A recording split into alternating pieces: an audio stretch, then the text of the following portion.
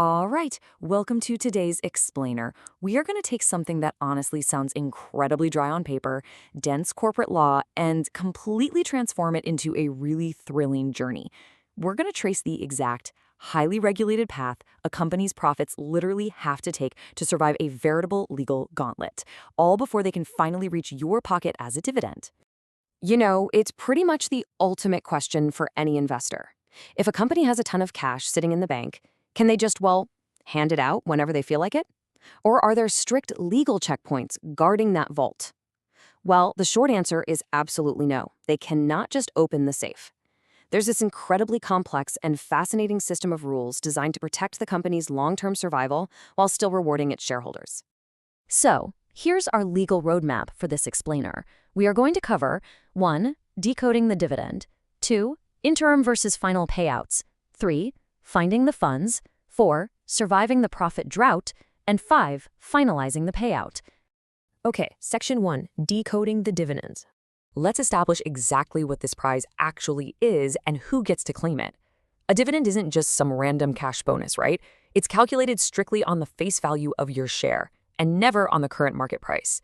Let's say a company, let's just call them AB Limited, has shares with a face value of 10 rupees. Because they're doing absolutely great, those shares might actually be trading on the open market at 250 rupees. But if a company declares a 20% dividend, they are looking at that original 10 rupee face value. So you'd get 2 rupees per share, not 20% of 250. This is a super fundamental concept that really grounds the entire payout process. Now, you also have to consider the type of shares we're talking about. With cumulative preference shares, if the company has a terrible year and just can't pay out, your unpaid dividends safely stack up for the future. Basically, you are owed those arrears before regular equity shareholders get a single dime. But on the flip side, with non-cumulative shares, a missed year of profit means your payout literally vanishes forever. The right to receive it simply lapses. So it's a massive, massive difference in how your investment is legally protected. Moving on to Section 2, Interim versus Final Payouts. Let's explore the timing of these payouts and who actually holds the power to authorize them. It's kind of this delicate balance of power. Interim dividends are these quick board decisions made during the year, often before the final accounts are even drawn up. It's a great way to get cash to investors quickly, but the final dividend? That's the main event. It requires your ultimate shareholders sign-off at the annual general meeting. But here's the catch, and it's a big one. While shareholders can vote to accept the board's recommended final dividend, or even lower it, the law strictly forbids shareholders from voting to increase it. The board sets the absolute ceiling. All right, Section 3, Finding the Funds. So, where does this money legally come from? This is the checkpoint where we crack open the vault. Companies cannot just pull money out of thin air. They are restricted to very specific approved buckets of money. The primary source is, of course, current year profits. If that's not enough, they can dip into past accumulated free reserves, which is essentially money they've explicitly saved for a rainy day. And in very, very rare cases, they can use money provided by the central or state government under a specific guarantee. That is it. Those are literally the only taps they are allowed to turn on.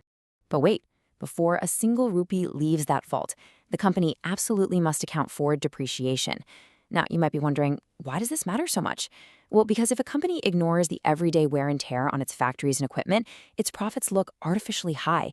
Failing to deduct depreciation illegally overstates profits, meaning the company would actually be paying you out of its core capital, not its genuine revenue. It's a brilliant legal safeguard to make sure the company doesn't accidentally liquidate itself just to pay a dividend. Section 4, Surviving the Profit Drought. This brings us to the real climax of our explainer. What happens when times are tough, the economy dips, and a company simply lacks adequate current profits, but they still really want to keep their shareholders happy? Well, they have to initiate Rule 3. This is an incredibly strict legal procedure required to tap into those past accumulated free reserves we just talked about. Think of this protocol as a rigorous 4-step defense mechanism, making sure a company doesn't recklessly drain its savings. First, the dividend rate can't be higher than the average of the last 3 years, so no sudden spikes. Second, the maximum amount they can withdraw from their reserves is strictly capped at 10% of their paid-up capital plus free reserves. Third, before paying you, they actually have to use that withdrawn money to cover any current year losses. And fourth, they must leave a healthy safety net behind. Let's actually put those rules into action with a hypothetical company. Let's call them Capricorn Industries. Look at the math here. They have 200 lakh in capital and 240 lakh in reserves. That is 440 lakh total. Rule 2 says they can only withdraw 10% of that, which is 44 lock. But wait, Rule 3 kicks in and says they must set off their current year loss of 30 lock first. So 44 minus 30 leaves only 14 lock. The law mathematically restricts them to a maximum 14 lock emergency withdrawal for dividends. It's a really elegant, mathematically sound defense mechanism. The ultimate safety net to remember here is this giant 15% rule, which is the final step of that emergency protocol. After any emergency withdrawal, the residual reserves absolutely cannot fall below 15% of the paid-up share capital. This ensures that even in the absolute worst of times, the company retains a solid financial foundation and isn't just mortgaging its entire future for a short-term stock pump. And finally, Section 5, finalizing the payout. Okay, so the funds have successfully survived the approvals, the depreciation checks, and the emergency rules. Here is the strict legal countdown for getting the cash out of the company and into your hands. The law provides absolutely zero wiggle room here. Once that dividend is officially declared, the clock starts ticking.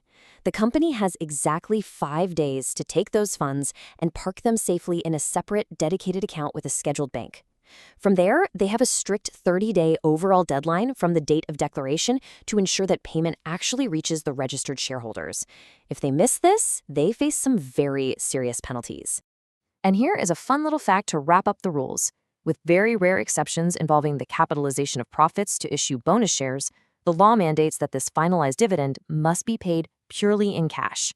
A company cannot declare a dividend and then turn around and try to pay you in company inventory or real estate or other random assets. No way.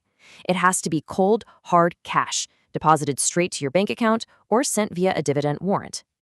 So now that you've seen the sheer density of the legal checkpoints a dividend has to clear, from the face value calculations all the way to the strict emergency protocols of Rule 3, I'll leave you with this final thought to chew on.